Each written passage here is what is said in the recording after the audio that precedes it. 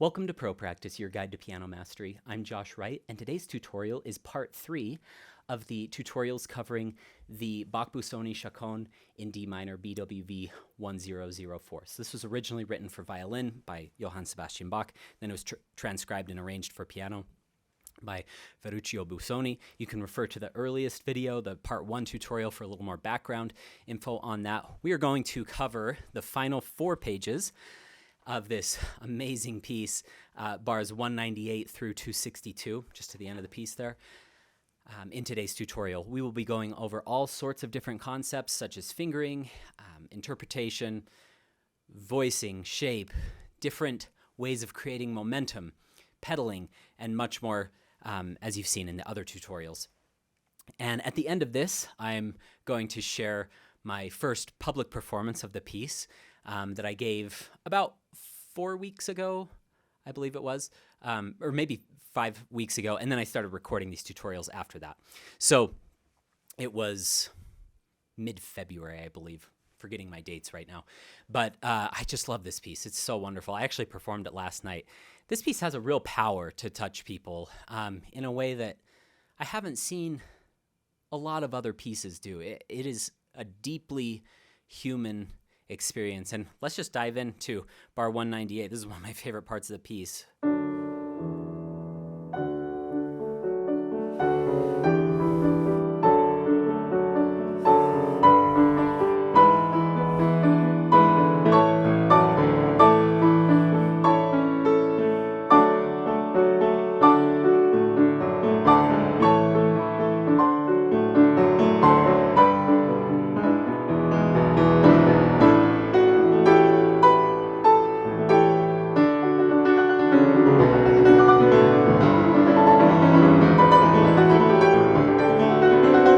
So there's a lot going on here. These first 4 measures have to be deeply personal, and I've chosen to do something that might be a little against the grain. I've chosen to actually get fairly soft in 198, so I'm pretty big getting into it. To allow a very long 4-measure crescendo. Maybe a little relief.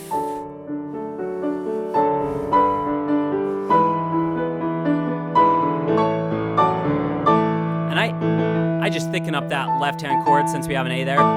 He originally writes that open octave. I just thicken it up because we're going to a crescendo, going to a climax, and this is a transcription of another piece. I'm not going to say there's more leeway because it's transcription, but we've just heard the E here at the beginning of the measure, so I put it in there as well. Okay, another little piece of advice. I focus on these, and then these inner voices, do not match them. Don't match it like that. You got to make sure that they create momentum.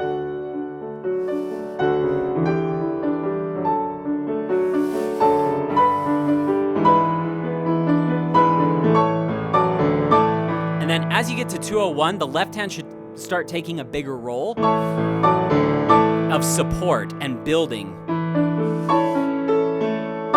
That'll really help you create a nice climax there in 202. Now he says sempre fortissimo, but take that same idea that we were just talking about of the middle voices creating momentum. So I'd probably be huge on the first 4 or 5 notes.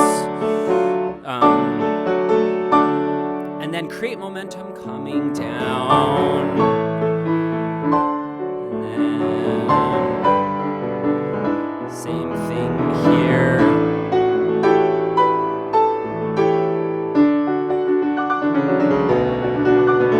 Then I like to gradually get into that tempo. It says martellato, so hammering away at it, but I still, again, crescendo to there, crescendo. Maybe I'll lighten up a little, voice the tops a little more, so this can be a little softer.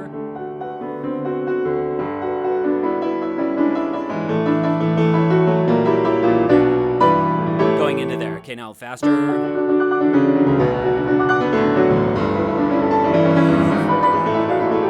A little little softer.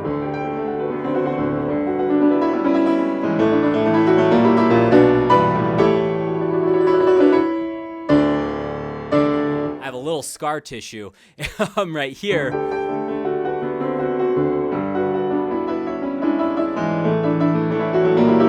I messed that up in one of my performances early on, and I have to always remind myself, okay, we're up 2 groups here, and then down 1 group, up 2 groups here, and then down, and stay down. So that's just a personal thing. Make sure you memorize 211 and 212 very carefully. Don't make the same mistake I did. Okay, the other thing that I want to say was a sentiment from Sergei Babayan, and I loved this, and it made a lot of sense to me when he said it, because I grew up really idolizing Murray Pariah. I love his tone quality. I love the way he makes a beautiful pearly sound at the piano. When you listen to him play, he never plays harshly. Whether you like Pariah's playing overall or not, I love it. But whether you like it or not, you cannot deny that he has one of the most pure golden sounds ever. It's quite extraordinary. He never plays harsh notes in his playing. And that's something I like to channel here. And Sergei Babayan once said, "Isn't it a pity?" Something like this. I'm not quoting him verbatim, but he said, "Isn't it a pity that so many teachers and students just pound away at the keyboard saying, 'Listen to this golden sound,' and it is not golden at all. It is just ugly pounding," or something like that. And it's true. You see in masterclass settings, teachers will say, more, in an effort to try to get more sound out of the piano, and then it's just flat and it's ugly. So in a big passage like this, it doesn't have to be, going all the way down to pianissimo anywhere really, but make sure there's still some contrast and contour in the line to make it beautiful and personal. I always thought of 198 through 202 as kind of this pivotal moment in someone's life, or in their spirituality, like they have reached enlightenment, or maybe they are dying and they're going to see God, or maybe you're overcoming an illness, or whatever your personal beliefs or life experience has been. Make sure this really does feel redemptive in here. So I like to be, again, kind of going against the grain. I like to start a little softer in 198. So I create momentum, and I'm also creating momentum with those inner lines. Here we go, one more time.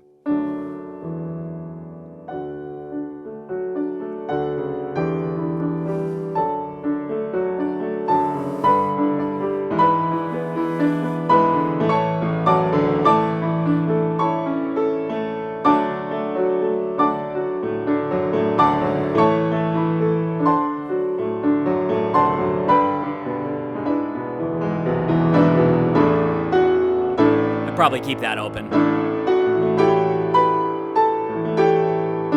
Okay, and then fingering 5, 2, 1, 2, and I like to pedal that whole measure. If that gets too muddy for you, or you're on a piano or in a concert hall where it starts to sound muddy, you can pedal on the second beat there. Just make sure you hold this through the pedal change and then change on your bass. Change. Then you don't need another pedal there. It's fine. Okay, now here, I like to arrive and create momentum to there.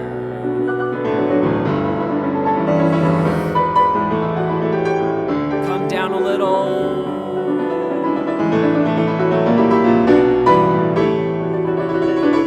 And trillo a piacere, I hope I'm saying that correctly.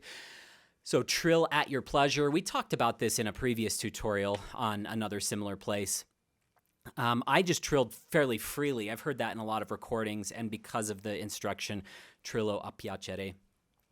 But you could do 1, 2, 3, 4, 5, 6, 7, 8, 9, 1. And do it just as written. But I kind of like, especially with the ritenuto. Sorry, let's see here. I like to take my time into that. Be nice and big there. And then my favorite part of the entire piece. One other piece of advice is on this con fuoco,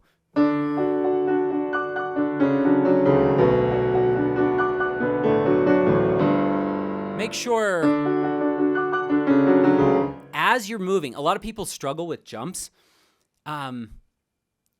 If you're smart about how you go about this, alternating jumps especially, simultaneous jumps, you still use this type of advice. Like I learned this from Logan Skelton, like find one hand before the other in Tchaikovsky Concerto. So as I go up, I might find left, then right, and then I play them at the same time.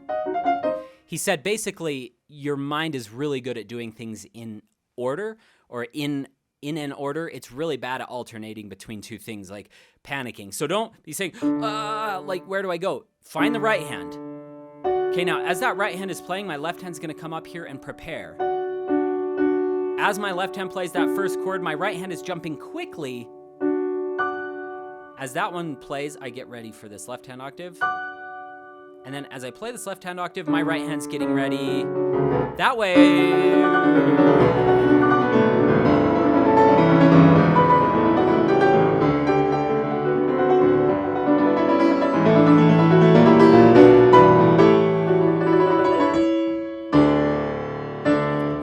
at the end of that trill. That's better. And I like to change my pedal there, leave it in the pedal and be huge. And now going into that's the end of the major section. Now we're gonna have a moment of deep reflection here, kind of coming back to the tragedy that we experienced,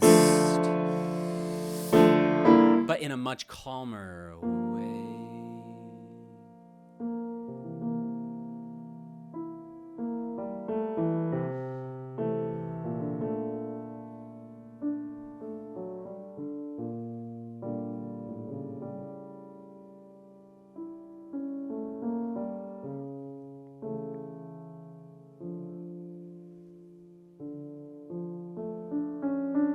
Favorite chord of the entire piece? I love that. And this resolution coming up.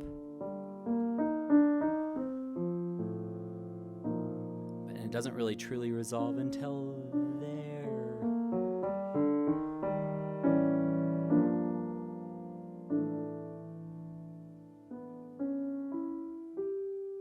And I feather that pedal out. You can watch my pedal cam. There's a lot going on with the pedal in here that I won't dictate exactly what am I doing. You can just watch that pedal. So as you go from here to here.